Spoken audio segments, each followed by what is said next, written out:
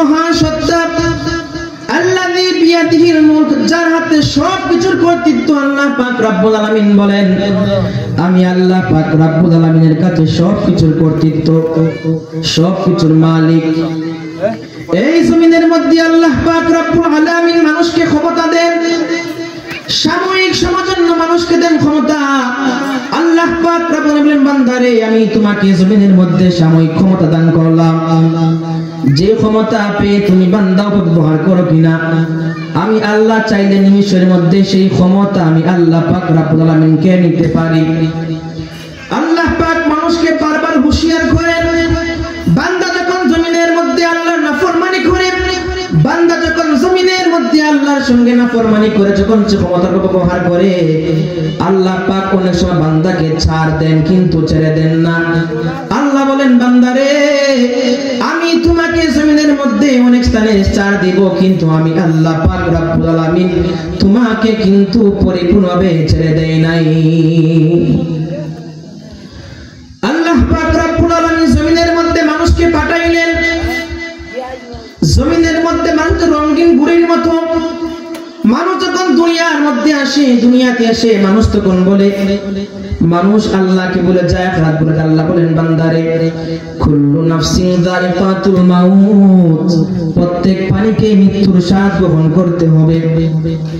আমি আল্লাহ পাক রব্বুল আলামিন জমিনের মধ্যে বান্দাকে পাঠাইলাম একটি মাত্র উদ্দেশ্য। আল্লাহ পাক বলেন, ওয়া মা খালাকাতুল জিন্না ওয়াল ইনসা ইল্লা লিয়াবুদুন।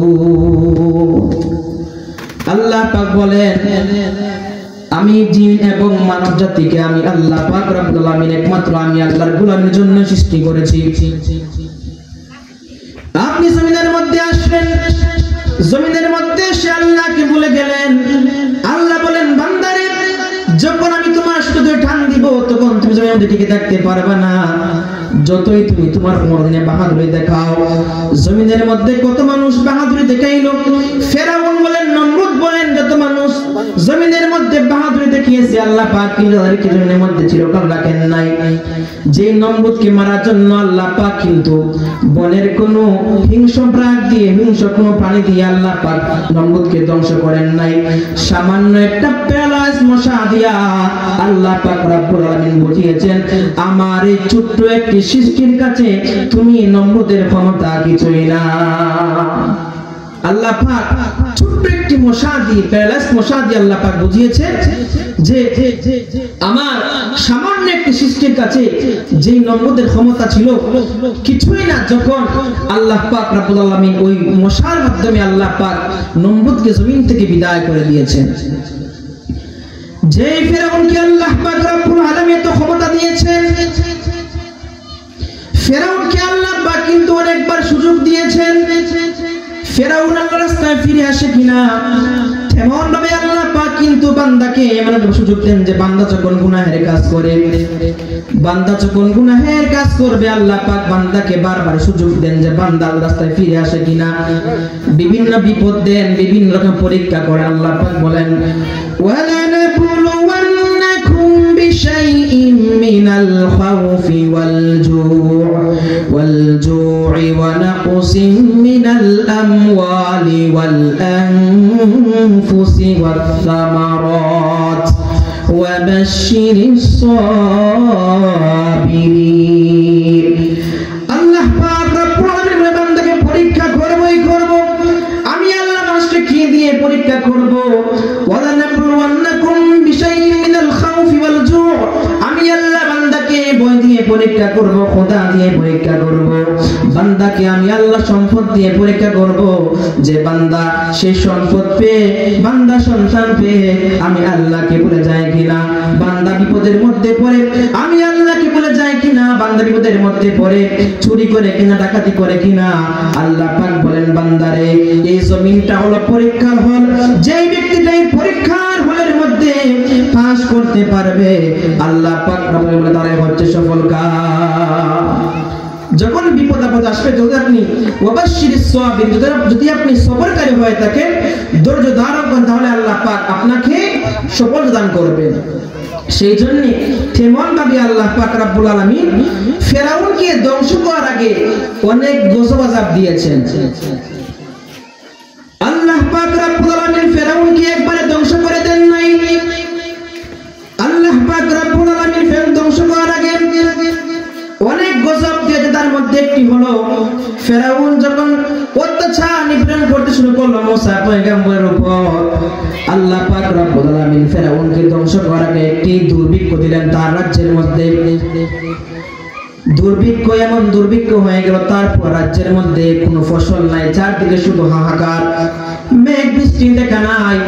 তখন ফেরাউন মনে মনে ভাবলো, হায় হায়, আমি তো নিজেকে খোদা দাবি করি, কিন্তু আজ আমার কোনো ক্ষমতা নাই মেঘ বৃষ্টি আনার, আমার কোনো ক্ষমতা নাই মাঠে ঘাটে ফসল দেওয়ার।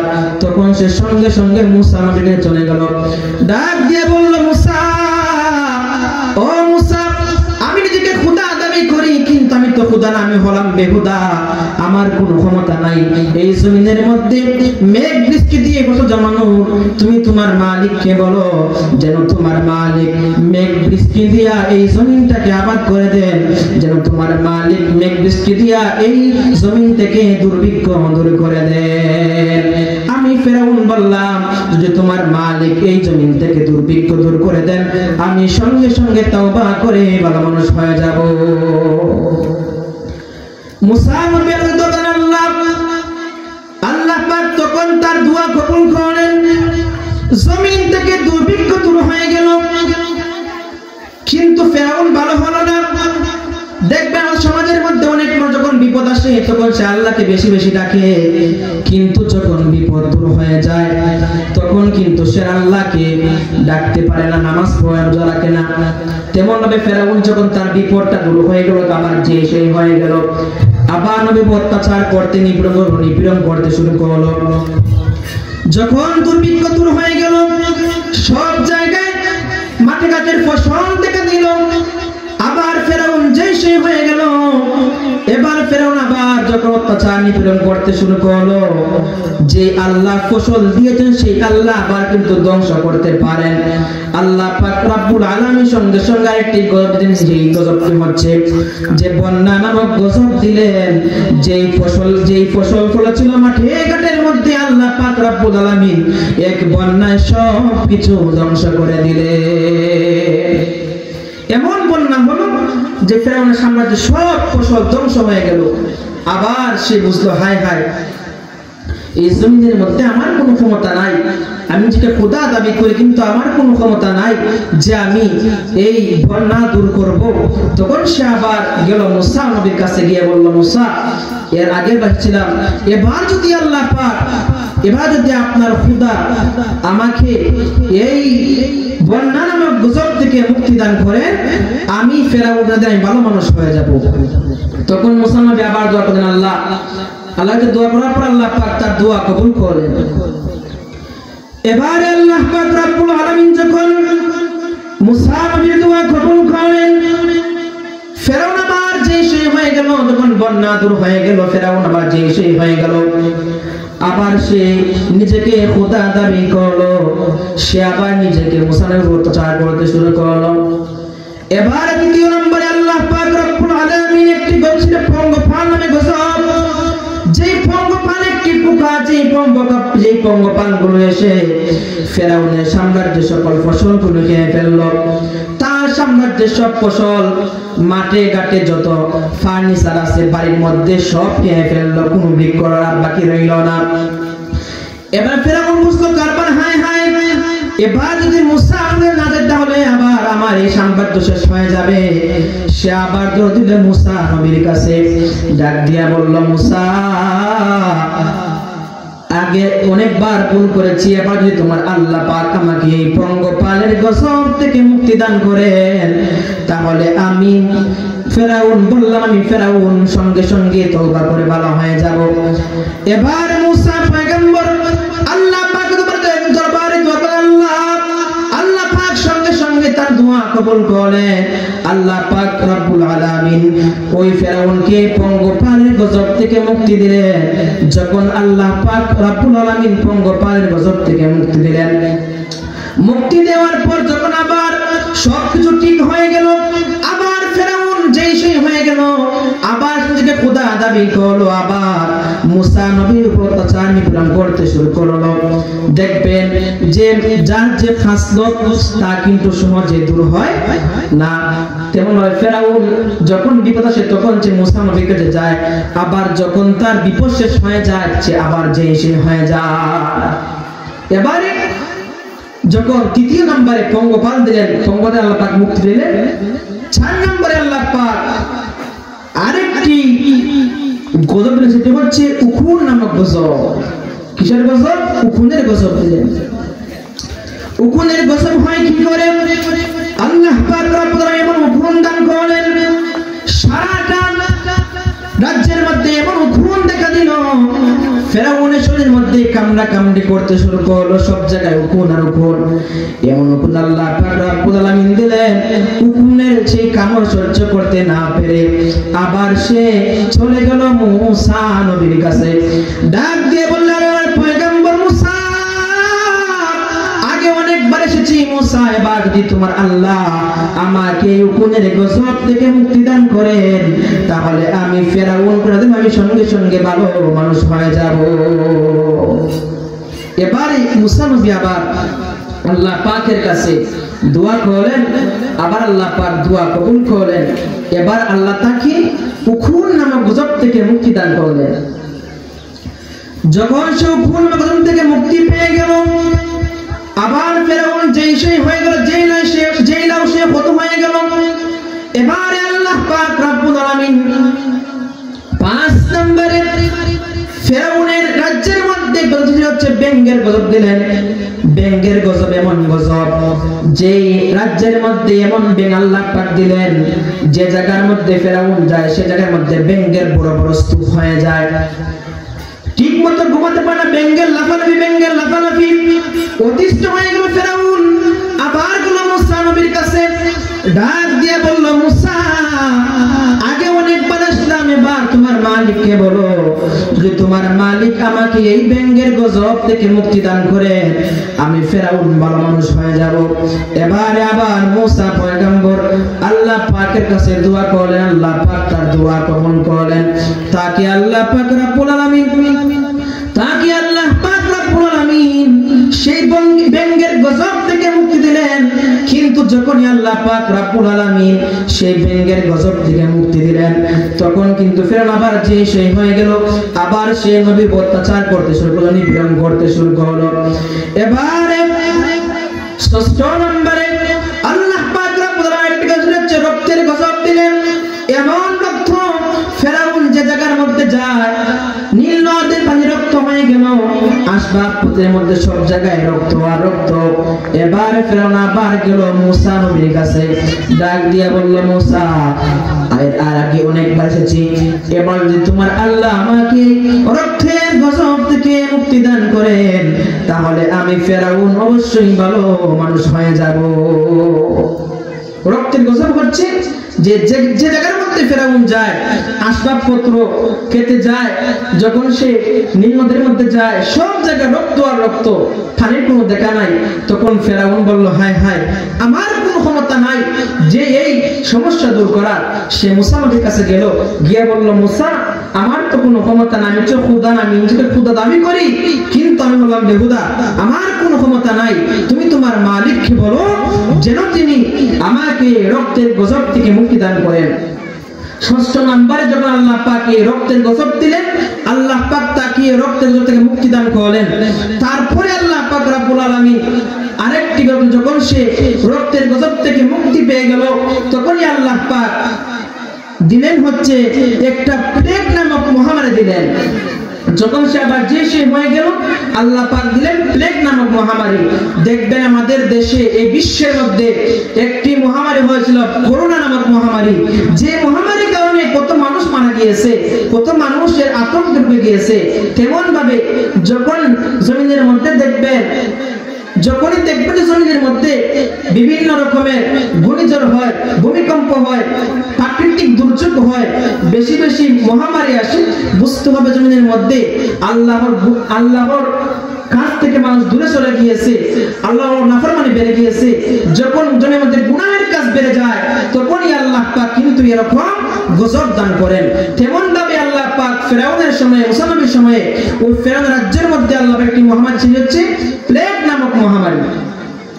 কিতাবের মধ্যে লেখা হয় ওই সময়ে প্লেগ নামক মহামারীতে ফেরাউনের সাম্রাজ্যে 70,000 লোক মারা গিয়েছিল। কয় হাজার লোক? 70,000 লোক মারা গিয়েছিল। কিন্তু মুসা নবীর কওমের একজন লোক মারা যায় নাই। এবার ফেরাউন বলল, হায় হায়, এর আগে অনেকবার গেলাম মুসা নবীর কাছে। সে আবার গেল মুসা নবীর কাছে, ডাক দিয়ে বলল, মুসা, আগে অনেকবার আসলাম, কিন্তু এবার আল্লাহ পাক এমন আমাকে মহামারী দিলেন যে মহামারীর কারণে আমার কওমে, আমার রাজ্যের সব লোকগুলো মারা যাচ্ছে। 70,000 লোক মারা গিয়েছে। তুমি তোমার মালিককে বলো যেন তোমার মালিক আমাকে এই প্লেগ নামক মহামারী থেকে মুক্তি দান করে। তখন আল্লাহ পয়গম্বর মুসা আবার দোয়া করলেন আল্লাহ পাকের কাছে।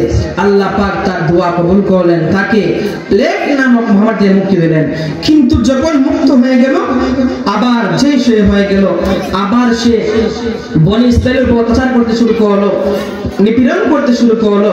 কোরআনের মধ্যে এসেছে যে যখন সে এই শিশুদেরকে হত্যা করতে শুরু করলো, তখন আল্লাহ পাক তার উপর নারাজ হয়ে গেলেন। এবার আল্লাহ পাক তাকে চূড়ান্ত শাস্তি দিলেন।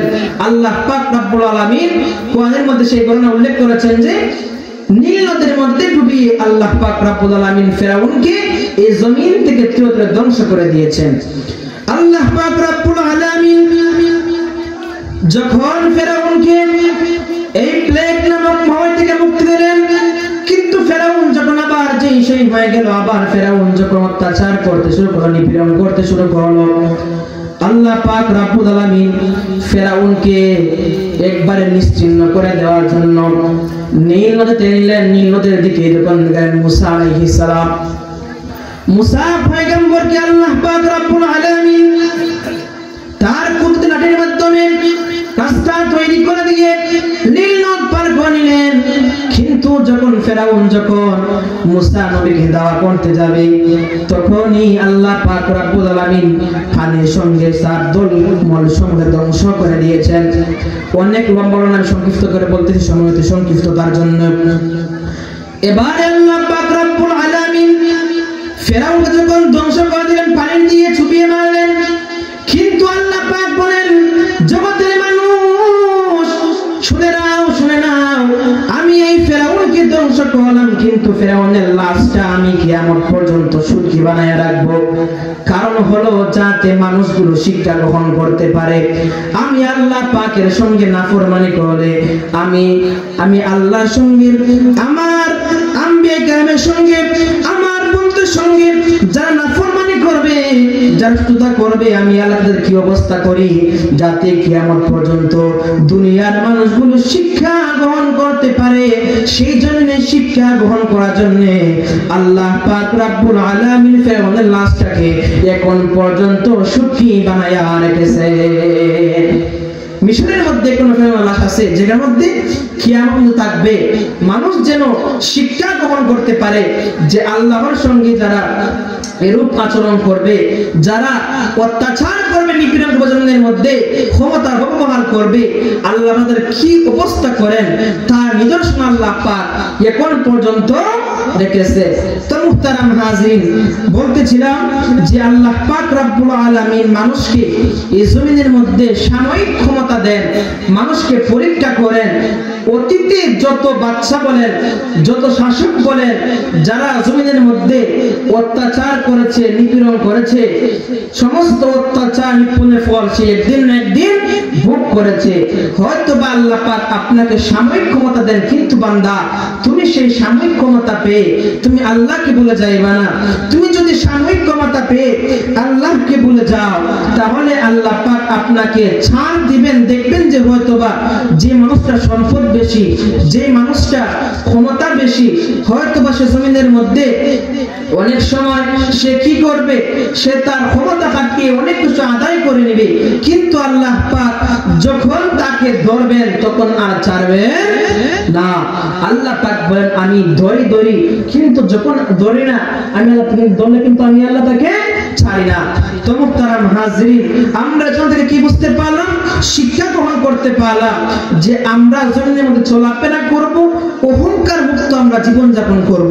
যদি আপনার অন্তরের মধ্যে অহংকার থাকে, ক্ষমতার লোভ থাকে, ক্ষমতার লোভে যদি আপনি আপনার সেই ইমানটাকে যদি আপনি বিক্রি করে ফেলেন, যদি আপনি ক্ষমতার লোভে, আপনি যদি জনপ্রিয়তার লোভে, যদি আপনি জমিনকে পাওয়ার জন্য, এই দুনিয়া পাওয়ার জন্য যদি আপনি জমিনের সব যত কুকর্ম আছে সব কুকর্ম করে ফেলেন, আল্লাহ পাক হয়তো বা একদিন আল্লাহ পাক আপনাকে ধরবেন। দেখবেন যে এমন সময় ধরবেন যে আপনি কিন্তু পালাবার কোনো রাস্তা পাবেন না। যা আমরা অতীতে দেখতে পেয়েছি, অনেক শাসক যারা জমিনের মধ্যে জুলুম করেছে, নিপীড়ন করেছে, তাদেরকে আল্লাহ পাক রব্বুল আলামিন অনেক ক্ষমতা দিয়েছিলেন, কিন্তু আল্লাহ পাক চিরকাল সেই ক্ষমতা রাখেন নাই। তেমন ভাবে আল্লাহ পাক রব্বুল আলামিন আপনাকেও এই জমিন থেকে ধ্বংস করে দিবেন। হয়তো ভাবতেছেন আমার মতো পাওয়ারফুল মানুষ, আমার মতো ক্ষমতাবান মানুষ আর কে হতে পারে, কিন্তু আল্লাহ বলেন বান্দা, তাবারাকাল্লাযী বিয়াদিহিল মুলক ওয়া হুয়া আলা কুল্লি শাইইন কাদির। আল্লাহ পাক রব্বুল আলামিন হচ্ছেন সর্ববড় ক্ষমতার মালিক। জমিনের মধ্যে তুমি বান্দা যতই তুমি ক্ষমতা পাও না কেন, চিরদিন থাকবে না। নিমিষের মধ্যে আমি আল্লাহ তোমাকে সেই ক্ষমতা থেকে বিচ্যুত করতে পারি। তো আল্লাহ পাক রব্বুল আলামিন বলেছেন, আল্লাযী খালাকাল মাউতা ওয়াল হায়াতা লিয়াবলুয়াকুম আইয়ুকুম আহসানু আমালা। আল্লাহ পাক বলেন, আমি আল্লাযী খালাকাল মাউতা ওয়াল হায়াতা, আল্লাহ এখানে মউতের কথা আগে এনেছেন। কেন এনেছেন? যে আল্লাহ পাক বুঝিয়েছেন যে আমি আল্লাহ মউত এবং হায়াত তোমাকে দান করে সৃষ্টি করেছি। এখন আমাদেরকে বিশেষ করে মৃত্যুর কথা স্মরণ করতে হবে। এখন যদি আপনি আপনার অন্তরের মধ্যে মৃত্যুর কথা স্মরণ করেন, তাহলে দেখবেন যে আপনার অন্তর থেকে অনেক অহংকার দূর হয়ে যাবে, আপনার অন্তর থেকে ক্ষমতার লোভ প্রলোভন দূর হয়ে যাবে। সেই জন্য বেশি করে মৃত্যুর কথা স্মরণ করব। এবং আমরা যারা আলোচনা শুনতেছি, আমরা চেষ্টা করব যে আমরা যেন এই আজকের এই মাহফিলটাকে আমরা যেন এসে আমরা এই মাহফিলটাকে সার্থক করে তুলি। কারণ বছরে একবার সেই মাহফিল হয়, আমরা যদি একটি দিন যদি আমরা আল্লাহর রাস্তায় ব্যয় করতে না পারি, তাহলে আপনার মতো কপাল পোড়া মুসলমান আর কেউ হতে পারে না। আপনার মতো কপাল পোড়া মুসলমান কে হতে পারে? যদি আপনি বেহেশতের বাগানটা পেয়ে যদি আপনি আপনার জীবনের গুনাহগুলো মাফ না করাইতে পারেন, যদি আপনি এই বেহেশতের বাগানটা পেয়ে যদি আপনার জীবনটাকে ধন্য করতে না পারেন, যদি আপনি আজকের এই মহৎ ইসলামী সুন্নি মহাসম্মেলনকে পেয়ে যদি আপনি আপনার জীবনটাকে সার্থক করতে না পারেন, তাহলে তা আপনার মতো হতভাগা আর কেউ হতে পারে না। প্রিয় আবাসনবাসী, সবার প্রতি অনুরোধ থাকবে, কালাপুরবাসী, হাগাউড়াবাসী, অমিতাবাসী, আল্লাহ পাক রব্বুল আলামিন যেন শেষ পর্যন্ত এই মাহফিলটাকে পরিপূর্ণ আঞ্জাম দেওয়ার তৌফিক দান করেন। যারা অতিথি আছেন ইনশাআল্লাহ তারা গুরুত্বপূর্ণ নসিহত পেশ করবেন। সৈয়দ আশিক বিল্লাহ সাহেব আছেন, আরো অনেকে আছেন, আপনাদের ফাউরাপুর মসজিদের খতিব সাহেব আছেন, তারা জ্ঞানগত আলোচনা করবেন ইনশাআল্লাহ। তো সর্বশেষে আমি একটি মেসেজ দিতে চাই আপনাদেরকে যে আমরা এই আলোচনা থেকে কি কি শিক্ষা গ্রহণ করতে পারলাম। প্রথমত শিক্ষা হচ্ছে আমরা এই আলোচনা থেকে একটা শিক্ষা গ্রহণ করলাম যে আল্লাহ পাক মানুষকে, আপনাকে আমাকে ক্ষমতা দেন, অনেককে সম্পদ দেন, ক্ষমতা দেন, কিন্তু যাকে আল্লাহ পাক ক্ষমতা দেন তাকে কিন্তু পরীক্ষার জন্য দেন। আল্লাহ আপনাকে পরীক্ষা করেন যে বান্দা সেই পরীক্ষার মধ্যে পাস করে না ফেল করে। বান্দা যদি ক্ষমতা পেয়ে ঠিক মতো ক্ষমতা যদি সে ব্যবহার করতে পারে, যদি সে কোনো খারাপ রাস্তায় কোনো বাজে শাসন সে চালু না করে, তাহলে সে সফল কাম। তাহলে দ্বিতীয়ত হচ্ছে আমাদের অহংকার থেকে হিংসা অহংকার দূর করতে হবে। কারণ আল্লাহ পাক আপনাকে অনেক দুর্বল করে সৃষ্টি করেছেন। আল্লাহ পাক মানুষকে দুর্বল করে সৃষ্টি করেছেন। কারণ আল্লাহ পাক নিজে বলেছেন যে আমি মানুষকে দুর্বল করে সৃষ্টি করেছি। সেই জন্য আমাদেরকে এই মাটির দেহ নিয়ে কখনো অহংকার করা যাবে না। সবসময় একটি কথা ভাববেন যে আজ যদি আমি মারা যাই, তাহলে আমার তো আর এই দেহটা নিথরে পড়ে থাকবে, কেউ আমাকে খোঁজ খবর নেবে না। একদিন, দুদিন, 3 দিন আমাকে হয়তো স্মরণ রাখবে, 40 দিন স্মরণ রাখবে। তারপর আপনার সন্তান, আপনার মা, আপনার বাবা, আপনার বিবি, আপনার সন্তান সবাই বলে যাবে। কিন্তু আপনি যে সন্তানের জন্য এত কিছু করলেন, জমিনের মধ্যে সুদ খাইলেন, ঘুষ খাইলেন, এত কিছু করলেন, হালাল না মেনে হারাম মানে আপনি চলাফেরা করলেন, আপনি একবার চিন্তা করে দেখেন যে সন্তানের জন্য আপনি কত কিছু বলেন, যখন আপনি কবরের মধ্যে যাবে বান্দা, তখন ওই সন্তানটা কিন্তু আপনার সঙ্গী হবে না, আপনার কিন্তু একাই থাকতে হবে। তেমন ভাবে আল্লাহ পাক, মুহতারাম হাজিরিন, আল্লাহ পাক যেন আমাদেরকে আমাদের অন্তর থেকে অহংকার দূর করেন এবং হিংসা দূর করেন। সবাই বলে আমিন। যদি আমার আলোচনায় কোন রকমের ভুল হয়ে থাকে অবশ্যই ক্ষমার দৃষ্টি দেখবেন। আল্লাহ পাক যেন আজকের এই মাহফিলকে কবুল করেন এবং প্রত্যেক বছর যেন আল্লাহ পাক এই মাহফিল আঞ্জাম দেওয়ার তৌফিক দান করেন। সবাই বলে আমিন।